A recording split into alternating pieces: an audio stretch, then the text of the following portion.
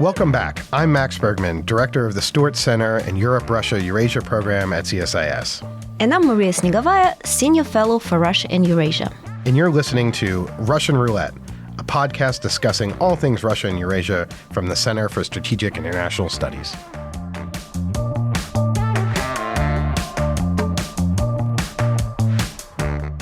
Hello and welcome back to Russian Roulette. I'm Max Bergman, here solo while my co-host Maria Snegovaya is on a well-deserved vacation.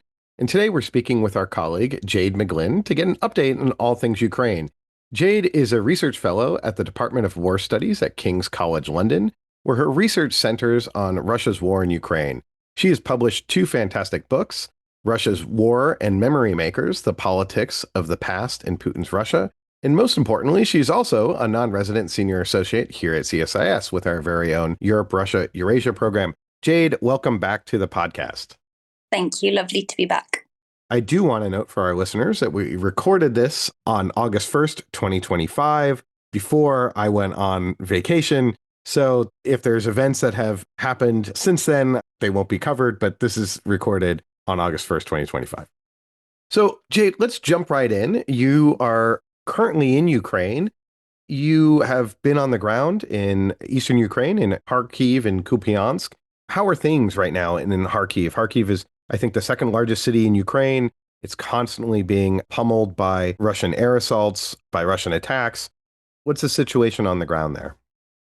As you correctly said, Kharkiv is the second city. I think also symbolically it plays a huge role. It was actually the capital of the Ukrainian Soviet Socialist Republic for a while.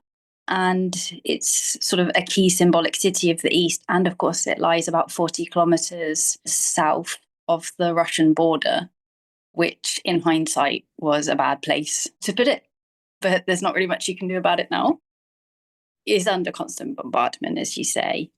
The city is a very hardy city.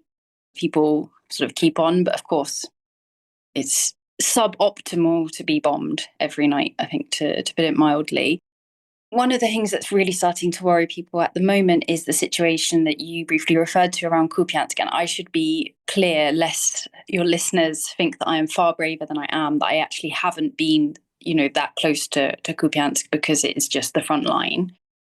There's been a lot of coverage in the media about Pokrovsk, and rightly so. And as the Russians are sort of coming closer to Pokrovsk, and also some of the fighting around Chasiv Yar, and whilst I completely understand and support that there is this coverage of the war in Donetsk region, what worries me is that people are not looking at the same, and I'd be very happy to provide a sort of map link so you people and listeners can understand what I'm talking about.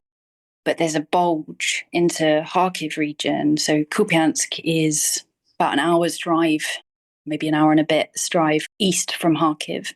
And it was under occupation in 2022 and then was liberated in September 2022.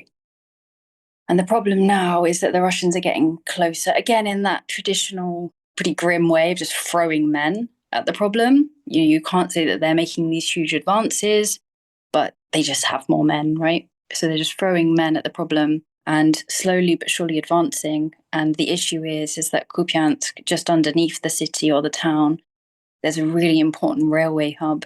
And I think it's been discussed quite a lot. The railways are really central to Russian logistics. I mean, I think they're pretty central to a lot of people's logistics, but especially they play an oversized role for Russia. And I think the worry is that if the Russians can take the city or the town of Kupiansk, then essentially the Ukrainians would have to pretty much abandon this logistical center it's called Kupiansk of Uzlovy, or Kupiansk Uzyol, or Uzlovy in Russian.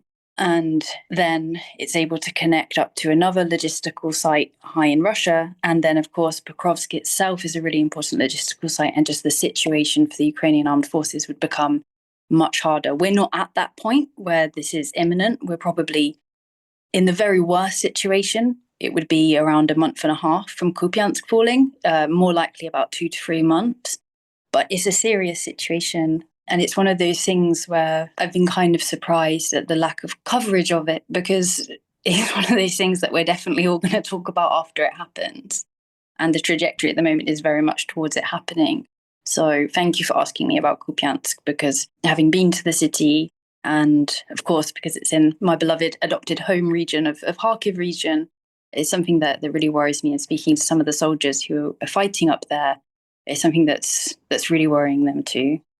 When you're there in Kharkiv and in the Kharkiv region, when you're talking to people, do you get a sense that people are consumed by the potential fear of the line collapsing, of Russians sort of breaking through? Or is there, when you talk about the general exhaustion of it's not good being bombed, I think we can all sort of Yeah. understand that. But what strikes me a little bit also quite unnerving is it's not simply that there could be, Shahed drones and other things landing, but that maybe in 3 months, maybe there's a breakthrough and that you and your family are trying to get out or trying to flee, or you're going to be under Russian occupation. Is there a sort of a constant fear of that, or has that sort of subsided? Is there confidence in that kind of Ukrainians are going to hold the line and that, they're just going to be pummeled for a while now? And well, that's obviously terrible. That other fear of needing to kind of maybe have a go bag or thinking about evacuating or worrying about what would happen if the lines start to really move. Is that fear of kind of collapse on the front sort of dissipated? I think there isn't a fear of collapse on the front because that is not likely. And the Russians really aren't doing, when you look at the amount of money and men that they spend on it, they are not doing spectacularly. That is in no way to underestimate them. I'm very pleased that I'm not in the trenches fighting them. So I'm not part of this, Russia's not all that strong. But it isn't all that strong. It's neither as weak as we make out nor as strong as we make out, essentially. In terms of how people react to it, to be honest with you, I find wildly different ways. I do spend a lot of time in Kharkiv. Obviously, that's kind of where I'm based, but I also spend a lot of time in Dnipropetrovsk, some time in Donetsk region, not much because it's scary, to be honest, and some time in Zaporizhia region as well. For example, last time I was in Dnipro region was a few days ago. Last time I was in Donetsk region was about a month ago, same for Zaporizhia region. And I think it depends where you live in terms of what your focus is. I think in the city of Kharkiv, people feel quite secure because Kharkiv stood up so massively for its defense on the 24th of February. And Kharkiv is also just a really hard city to take. I mean, it changed hands 3 times during World War II and it was never taken. Just each side, the Nazis or the Soviets just left it. So it's a hard city to take for lots of kind of just lucky reasons. Okay, they did not luck out with the actual location close to Russia, but they got some good hills and some good tunnels. I think, though, that more what ties people is just a kind of sense of when will it just stop? Like, when can we do life again? And people have adapted hugely. I mean, the other day I was just watching for about 45 minutes as some people were doing punting, kind of rowing down the Lopan River in Kharkiv. And it was a beautiful day and the Ukrainian flag was flying. And it probably made me so much more sad than kind of seeing any of the ruins in that moment, because I thought, well, why can't people always live like this? Because they just want to live their lives. They're just at home living their lives, but they can't. So I think it's a marathon, it's not a sprint. And I don't think you have that kind of adrenaline of the sprint that maybe you did have in 2022. But people are really tired, understandably. Sometimes I actually wonder if it's my place to wonder whether or not people should have a bit more fear, not in Kharkiv, but let's say in Donetsk region or other parts, Dnipropetrovsk region, have a bit more fear of the Russians coming, because I think sometimes people don't understand in Ukraine what actually happens when the Russians occupy. I know there are units now that are working very hard on making sure that people are aware of what will happen, but I think that's been a bit of a comms failure from the Ukrainian government, if I'm honest. I want to ask you a bit about the air war being waged against Kharkiv. The Ukrainians have limited air defense. They have to kind of husband their resources, in particular protecting military sites, the military forces, that if you don't have enough air defense, you're going to sort of sacrifice civilian populations in some ways because it's not strategic in terms of the war. Also protecting Kyiv, Ukrainians view that as particularly important. Is air defense really active in Kharkiv? Is there any sense of resentment maybe towards Kyiv's getting protected, Kharkiv's not? I'm curious sort of what's the sort of reality on the ground there? Do they feel just totally exposed, or is, air defense quite active in protecting the city all the time? It's just stuff we'll inevitably get through. I smiled a bit when you started talking because I think just like in any country, everyone always has resentment towards Kyiv, that Kyiv gets everything because it's the capital. And I mean, I won't speak for America, but I can definitely speak for Britain and say that, I'm not sure I see any more resentment towards Kyiv than I see towards London. No one in America resents Washington. That's great. That's great. That's really good to hear. I've obviously been reading fake news. In a more serious answer, so the Patriot systems, if we go to the big boys for the start, and then we'll get into what are more everyday forms of air defense, but they are mainly focused around Odessa, Kyiv. My understanding is there is one system out east as well, but ultimately Patriot systems are expensive things, and you are going to use them if your economy is going through what the Ukrainian economy is going through.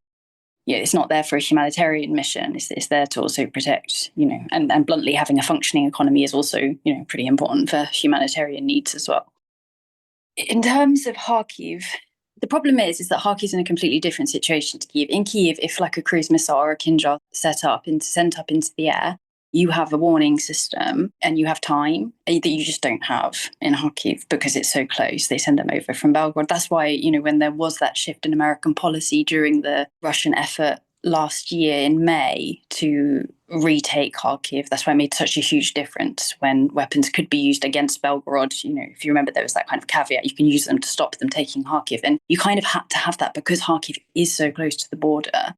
You do need to be able to strike in because otherwise they just, move it all right to the border. You can't touch them, sort of thing. So that really made a big, big difference. But most of the air defense in Kharkiv is, and indeed, to be honest with you, for a lot of the country, is actually just guys driving around in jeeps and pickup trucks with jammers, with machine guns. And I know that probably sounds like, oh, plucky. And there's a reason that they do that. And it's because you wouldn't be using Patriots to shoot down Shahids anyway, because it would just be first it would be a waste of money and it wouldn't necessarily be that effective.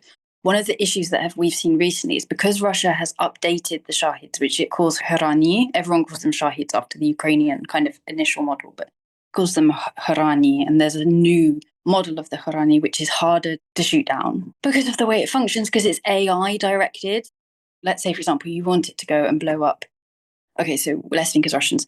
We want it to go and blow up a children's or a maternity hospital. So we put in the location of the maternity hospital. Previously, it would just go there, but now it might see, on the way, the AI system will work out, that maternity hospital actually has loads of electronic warfare jammers they're going to disable.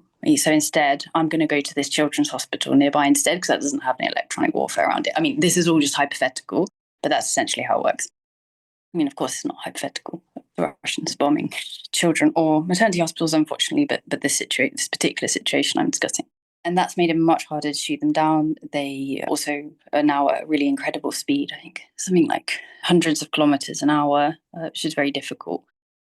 There do seem to be now some new drone interceptors.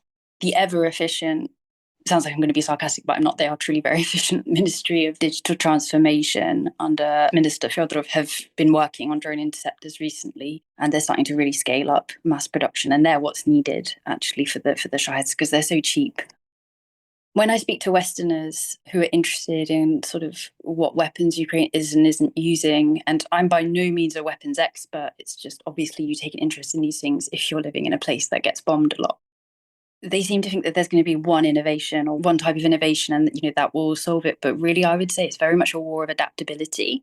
So what you really want is not, this is a really good product, because it could just be a one-off. What you want is a really good team that is really good at updating a general type of product, whether or not that's electronic warfare, whether or not that's first-person view drones, whether or not that's reconnaissance drones, whatever it is, whether or not it's bomber drones, glider drones, lots of different types of drones, whether it's interceptors. Whatever it is, you mainly want to find a company that can quickly repair, because you need it to be cost effective, because the other side are doing things really cheap as well. Maybe not as cheap as the Ukrainians are doing it, but still pretty cheap. Seems that apparently North Korean slave labor isn't that expensive. So you need to be able to continuously update and adapt. And it's not just about innovating, thinking of something new. It is about making sure that innovation remains fresh. And I think that's what we're seeing in air defense as well.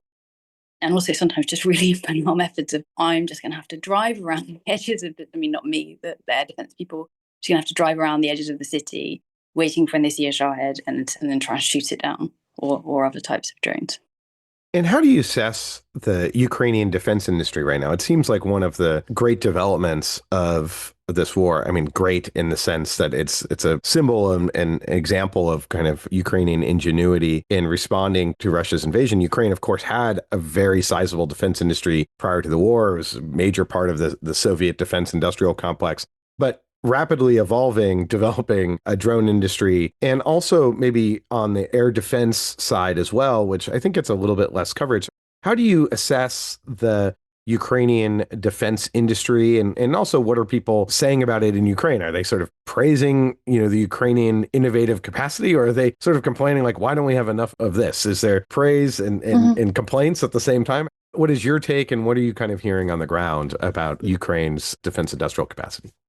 People are very proud of it. So it currently makes up about 40% of what they're using on the battlefield. People are very proud of it. And bluntly, with soldiers that say maybe we try to help, if they need something, or just like we know, or that I know, they mainly want Ukrainian products. There are some things Ukraine can't make versions of, like Patriots and many other things. But when it can, they want the Ukrainian version, because the Western versions actually, and I'm very happy to tell you off camera on a private level which specific ones, but since I don't want legal problems, I will just be generic now. A lot of Western systems just don't work. They just don't work. And, I was talking with a friend the other day who serves in a very prestigious part of the Ukrainian armed forces. And he was talking about European manufacturers, who were really devastated when they got back, like the feedbacks they gave them, some of their type of drone to test. And they were really devastated because they're like, but it worked it worked in Latvia. It was perfect. And I said, I don't care. You might as well, of course it worked in Latvia. That's a completely different scenario to whether or not it will work in Donetsk region. Like the airspaces, they're just completely different realities. And of course, the European versions are much more expensive than Ukrainian versions, and they tend to not work. They tend to not really be like easy to use for the soldiers. They're often a little bit too far out. Too much money is spent on design. I mean, I remember going to the testing ground to look at an unmanned on-the-ground vehicle that can sort of it can either carry wounded people away, or you can mount it with machine guns, and then you use it almost like a games control. You can control it from your games control a few kilometers away. I think it was up to 3 kilometers, if my memory doesn't escape me. And it was funny because we were talking about the cost. The cost was about $30,000, $33,000 for one of these vehicles. And then they were explaining, or a friend, so not the producer themselves, but a friend was explaining that they knew of an exact equivalent in a Central European country that cost 350,000 euros. So what's that, about $400,000? And when you actually looked at them side by side, I won't lie, the European version, it did look better. It definitely looked more professional. I can see why you would want to buy it. But to all intents and purposes, I don't think it worked any better. And you had this here for, not even a tenth of the price. So this is where I think the Danes have been really clever. And I mean, everybody loves the Danes, right? But, oh no, actually, sorry, I forgot. You've got some issues going on there in America over Greenland. But in Europe, I love the Danes. I'm also connected to the Swedes, my wife being Swedish, okay. So we try not to have a lot of love for the Danes. But yes, we're having some. But I really like the Danes in terms of the Danish model, because it's so clever. What they've done is, if in the UK it tends to be, not fully, and I'm being a bit harsh in generalizing it this way for the purpose of comparison, because there are many good bits about the British model, but if in the UK and many other countries it tends to be, okay, we're going to help Ukraine with £1 billion or whatever, but we're going to spend it kind of on stuff we make in the UK and then send it to you.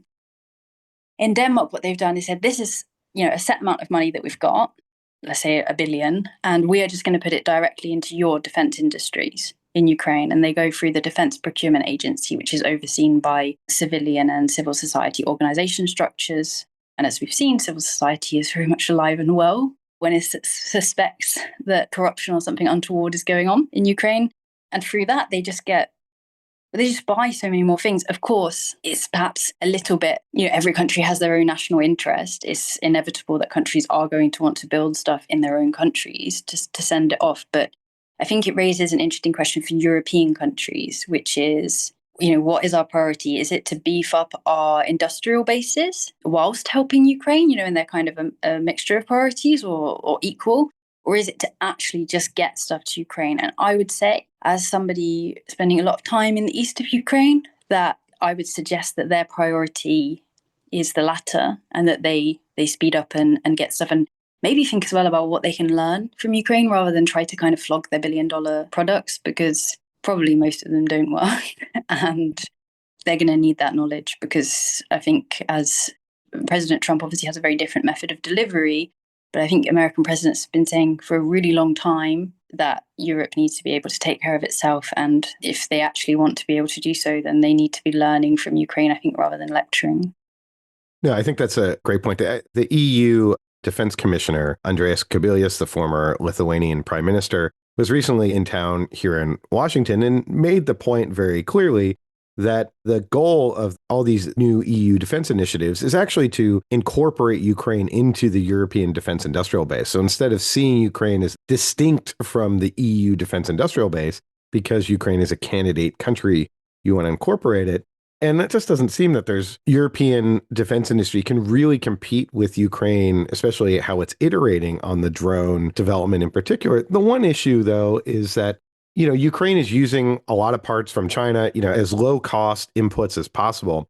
And, in the US system, for instance, you try to supply chain security is paramount. And that leads to then higher costs because you can't really manufacture, a lot of the inputs, parts and components into a lot of these small drones. And so Ukraine's reliance on China, I think there's going to be an interesting how that progresses over time. But if you're Ukraine and you're fighting a war and you can get the stuff, it's sort of that's tomorrow's problem.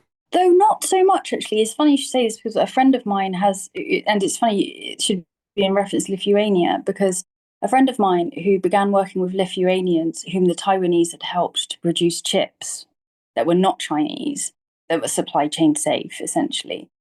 My friend is Ukrainian. He has now brought over that production into Kyiv directly. And those drones are a little bit more expensive. They are, but I mean, a third more expensive than the usual Ukrainian cost. So still way cheaper. So I think there is awareness of that because nobody here particularly trusts the Chinese side.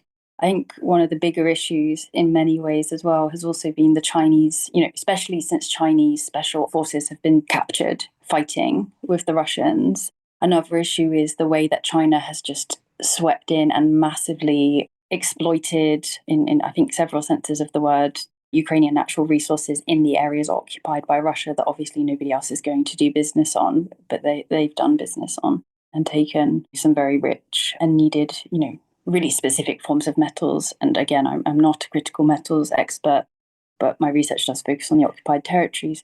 So there's different elements like various forms of kind of manganese and all of these different metals that are needed for production of many, many things. I think that's a good segue. I want to sort of jump across the line into the Russian occupied territories. You have been one of the most keen observers of what is happening in Ukrainian territory that Russia currently holds.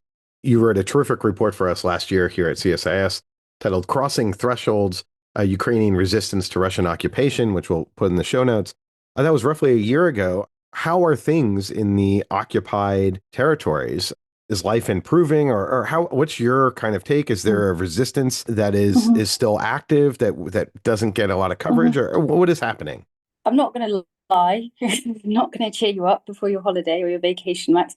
Things are pretty bad in the occupied territories. The situation there has got considerably worse even since I wrote my report because the occupation wasn't really fully entrenched, though, I mean, it was already very grim. Until after it was clear that the 2023 counter-offensive had failed. And after that, then they really they went up a level, let's put it that way. One of the things that I was talking about with somebody just earlier is the introduction. So now in the occupied territories, if you buy a phone, it comes preloaded, or indeed any device comes preloaded with special facial recognition and other forms of software that can ensure you're not speaking to anybody, basically not from Russia or Belarus. And there's just a complete tracking system. There are special messenger services they're trying to force everyone in the occupied territories to move on to. And whilst in Russia, they probably wouldn't be able to force people to move on to these messenger services, in the occupied territories they can, because currently, if we exclude Crimea, and I'll explain why I'm excluding it in a second, there are currently 3.6 million people in the occupied territories, excluding Crimea, but there were previously 9 million. So, and you have so many thousands of FSB, National Guard, GRU. I mean, it's a real police state. They have vehicles that are kitted out so that after curfew, they drive around and they can listen into what people are discussing. And they can make sure that there are no electronic devices that are connected to routers that they are not aware of and already able to track. I mean, it's very hard. Bizarrely, in that situation, there is still active resistance. Every fortnightly on a different podcast, Ukraine the Latest, it's a British podcast from The Telegraph, I do an update of resistance activities in the occupied territories. I did the latest update today, and for different reasons that I won't get into now, there was a smaller number, I think 6 activities. And just to be clear what sort of thing I'm talking about the assassination of an FSB officer in the occupied territories by people on the ground. I'm talking about sabotage, blowing up cars, like that sort of kind of your real traditional, like SOE, as we would call it in Britain, sort of resistance. So very active, violent resistance. Of course, there are other forms of resistance that also continue, but to be honest with you, it's not possible. You do still see sometimes sort of social media types putting out, oh, this is a photo, of me with like a Ukrainian flag standing in Melitopol. But I'm sorry, I just, as somebody who understands the electronic situation there, understands that the FSB has a backdoor key to Telegram and that these people are communicating on Telegram. I really struggle to believe it. Maybe it serves a good informational purpose, and and good luck to them. But I don't, nobody is walking around Melitopol with a Ukraine flag. That's not happening in Melitopol. I mean, it's just not realistic. I mean, if it were, you would be immediately taken, tortured, and sent to a prison somewhere in the Far East. Just so people are aware, Melitopol is been occupied since the very first sort of days of the full-scale invasion, and it's a city in a partially occupied region of Ukraine. So it's in a region called Zaporizhia. The city, Zaporizhia, in Zaporizhia region, is not occupied, it's free. But then some sort of 60 kilometers down, you have Melitopol, which is occupied. There are at least 16,000 Ukrainian civilians who are currently in Russian prisons, having been arrested for suspected pro-Ukrainian sympathies. And the number is probably much higher, but that's the number we know of. Unfortunately, there's not really anything you can do for them, and it's very hard to find them because they're in a legal limbo, because of course Russia insists they're Russian citizens, but they're not.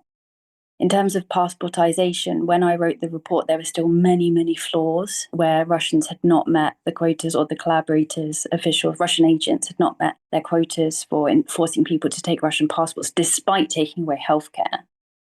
Now the passportization figures are close to being met, because anybody who does not take a Russian passport by the 1st of September 2025 will be treated as a foreigner and an alien in their own homes, even if you just never left your home. You just live in your home, in your street, where you've been brought up, where your parents live, where your grandparents lived. By the 1st of September, if you choose not to take the occupier's passport, you will be most likely deported and forced to leave. It would be very hard for you to continue living there. At the same time, what Russia's doing is massive settler colonialism, so sending in just hundreds of thousands of people, often not Slavic Russians, so not white Russians is what I mean. And they often tend to be from some of the kind of Far East Russian nationalities, or from like migrant workers, like from Tajikistan, Uzbekistan. And that is causing huge problems, firstly, because they are given preferential rates. They're given preferential mortgage rates. They're given preferential access to different things. And when you think about, the situation in a kind of perhaps more boring and mundane, but I think equally as important, because, most people don't live their lives through grand narratives of who am I, what am I, how Ukrainian am I. Most people would just like to have electricity and water and to be able to eat and work. And that's something that the people in the occupied territories cannot do. In Mariupol, the unemployment rate is between 80 to 83%.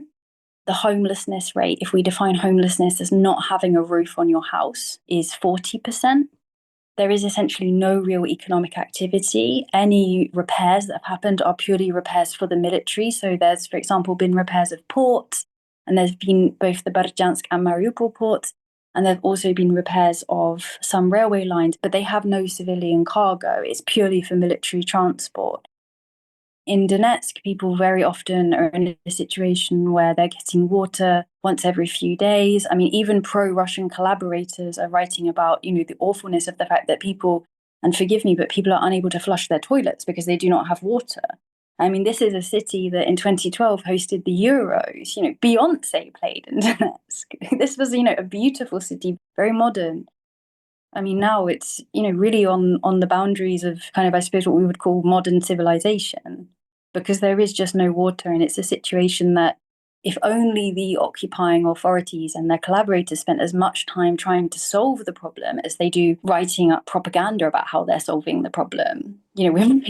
People might get water at least once every 3 days, but they don't. And so we don't, this is the situation the poor people of Donetsk region and to a certain extent Crimea region have to live with.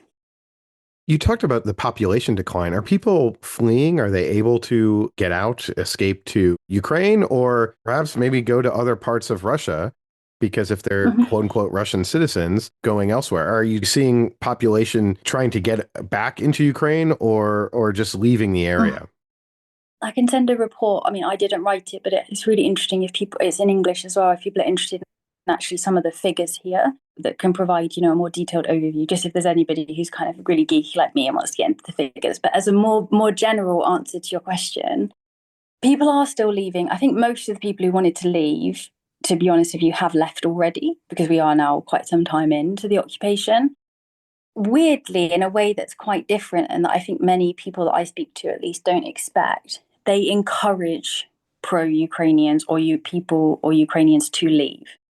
I mean, if you're not doing something where they're going to grab you and torture you, they will just start to make your life really difficult. Like, you can't get housing, you can't receive this, you constantly get stopped at checkpoints. Just things that they know that, yeah, maybe you're not doing anything they can prove, but they've heard that your sympathies and sentiments are for Ukraine, just to encourage you to leave. And they will often, if you're perceived to be pro-Ukrainian, they will often not stop you from leaving. But the thing is, they will just confiscate your house. And they've done that already to lots of people. I mean, just absolutely, just hundreds and hundreds and hundreds of thousands. They just take over your house.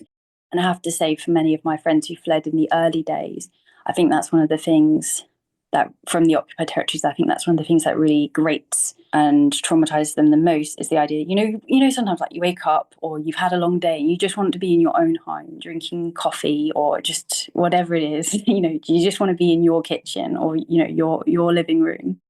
And just the idea that your home is still there, your furniture is still there, right? Because nobody evacuated with their sofa. And obviously presuming that it hasn't been bombed, but there are ways for you to check that. And now there are just random Russian occupiers like sitting on your sofa, drinking from your coffee machine. I think the psychological anger and hatred that spurs certainly makes these people very energetic, I'll put it that way. So it's not impossible to leave if you want to. It's expensive though, and you do have to go through a lot of filtration. The only people for whom it's more difficult are men of fighting age. That's really hard for them to leave. Maybe to shift gears back to the other side of the line, back in Ukraine. In recent weeks, the Ukrainian government basically faced a domestic crisis of their own making. Zelenskyy signed a law on July 22nd that gave authority over the nation's two primary anti-corruption bodies to the prosecutor general, who's a presidential appointee. And then Ukraine experienced basically its first large-scale protests since the full-scale invasion of 2022. In the aftermath, Zelenskyy has tried to sort of walk back this new legislation, and he's emphasized that he doesn't want to sort of lose the unity of Ukraine. But domestic and international observers, this seemed like a real power grab by Zelenskyy, some pointing to, seeing what Erdogan has been doing in Turkey and a U.S. administration here that doesn't really care about seemingly international corruption. And so this was seen, I think, internationally, particularly in Europe, as here's an opportunity. Zelenskyy sees this opportunity to try to strengthen his control, get rid of not just critics, but a threat to many, I guess, in his administration that could be potentially accused of corruption. How do you see this? You were there on the ground as this was happening. What's the sort of reaction inside Ukraine, and what's your take on this? I mean, to be honest with you, you've described both my take and certainly the take of literally everybody I've spoken to in Ukraine about it pretty succinctly. So I don't have so much to add. It was just absolute sheer arrogance. And I think at the time I described it as a stab in the back to those fighting at the front. I don't know why he and Yermak and others were so arrogant to think they were going to be able to get away with that. I think some of the factors you discussed definitely impacted that decision, but I thought it was very impressive how Ukrainian society, just ordinary Ukrainians, stood up and protested about it, but also in a really clever and mature way, because they knew that, Russia was going to make absolute hay with it, which is why there haven't been protests. People have been very upset about many things. I mean, it's Ukraine. Like, I love Ukrainians. so much, but they're so hard to like tell to do anything. They have a very strong like anarchic, or I don't know, just like hetman, kind of Cossack hetman streak. Zelenskyy and others, they've got away with the fact that, Ukrainians understand that like any internal sort of protests will be used by Russia, and they don't, their main enemy is 100% Russia. And, many of the people I know who are most critical of Zelenskyy, they are some of the most patriotic and most fiercely kind of committed to fighting this war, because sometimes that's a weird framing I see abroad is, oh, people are against Zelenskyy and they're kind of, that means that they don't want to fight the war anymore. And actually, I would say that Zelenskyy is, as weird as it sounds, he is not seen as the kind of most patriotic or pro-war figure. I don't want to say pro-war, pro-self-defense in Ukraine's case, figure. I mean, the most popular person until the Oval Office fiasco was General Zelenskyy, who's now, of course, Ambassador Zelenskyy in London, but he's certainly not a man prone to making unnecessary compromises with the Russians, and one of which is to say that Ukrainians are just, let's keep on fighting forever. They're not, they understand, there's a situation and they are probably going to have to accept a temporary, pretty unfair deal at some point. I think the question is how unfair. And I think the question as well is, do partners, and this is a bigger question for Europe here, realize that any deal with Russia will only be temporary, not because, we're already ascribing bad intentions to Russia, but because, just yesterday, the main article in Russian newspaper is, there are no other variants. There must be nobody left alive in Ukraine. They're quite clearly sort of telegraphing their intentions. And we were speaking then about the occupied territories. That's what peace looks like. That's why Ukrainians are fighting. That's why you fight if you're from Kharkiv. Not because, you just really like fighting and you've got nothing else to do but to do war, and have to ask other countries for money.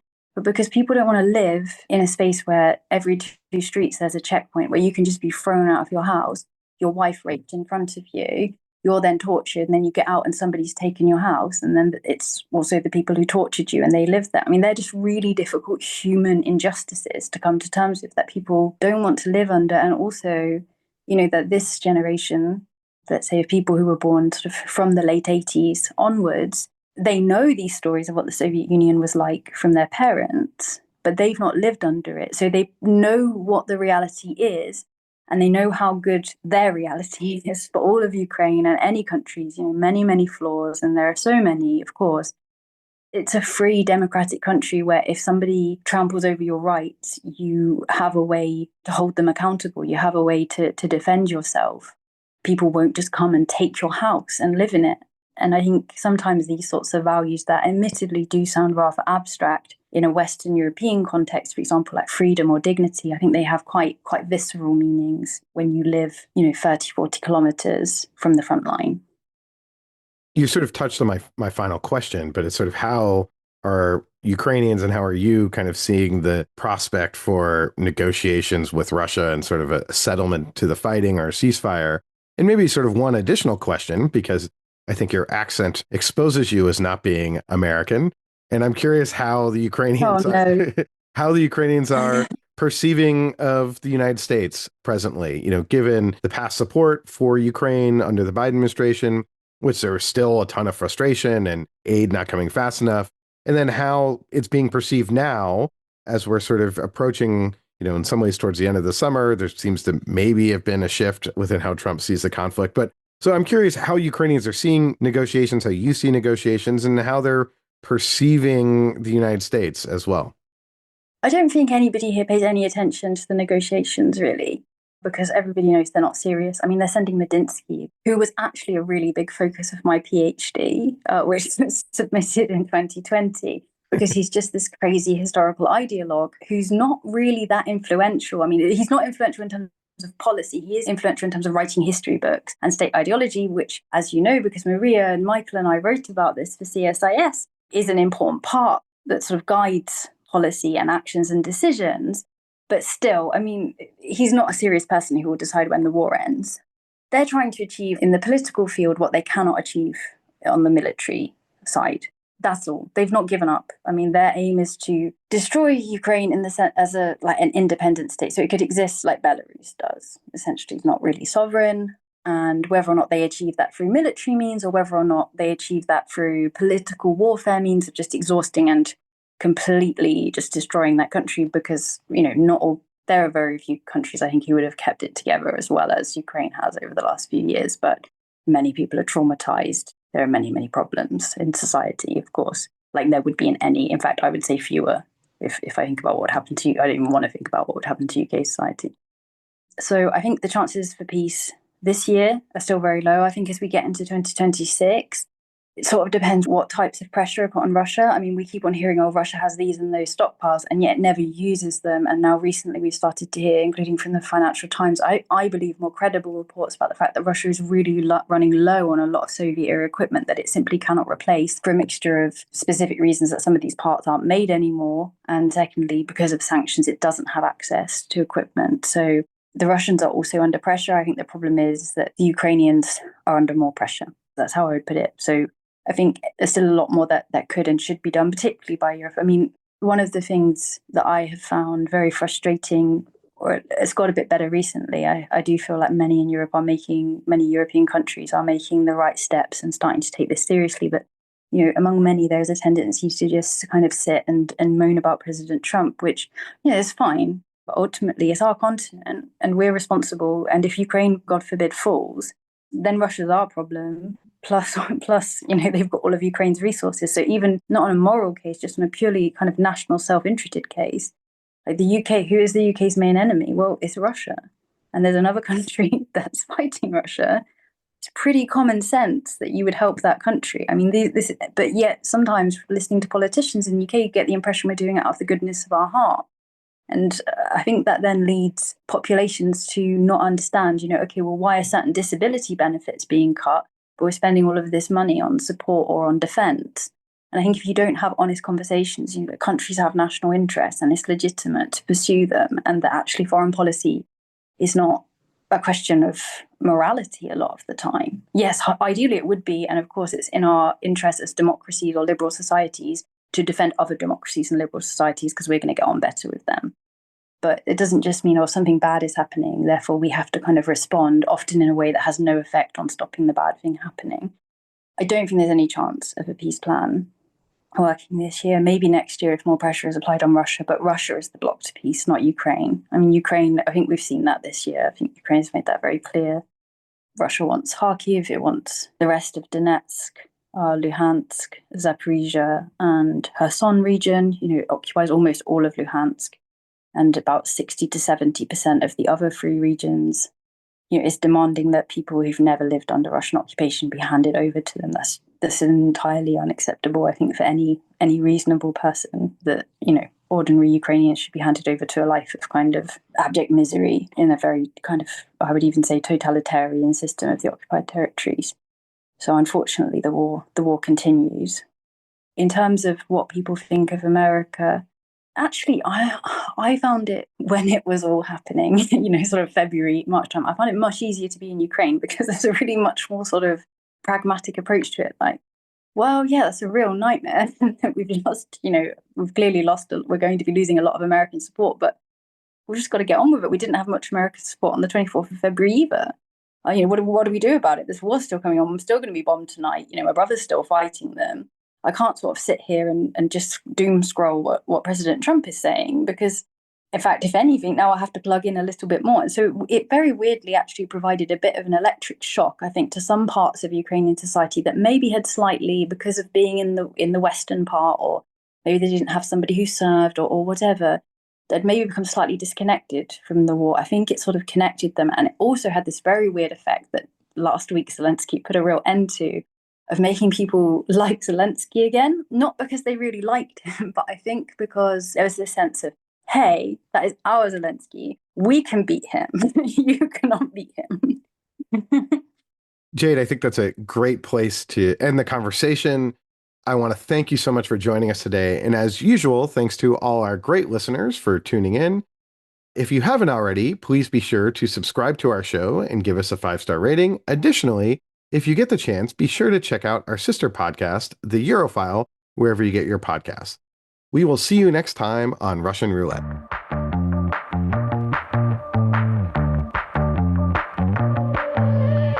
You've been listening to Russian Roulette. We hope you enjoyed this episode and tune in again soon. Russian Roulette releases new episodes every 2 weeks on Thursdays and is available wherever you get your podcasts. So please subscribe and share our episodes online. And be sure to check out all the latest analysis by the Europe, Russia, and Eurasia program at csis.org.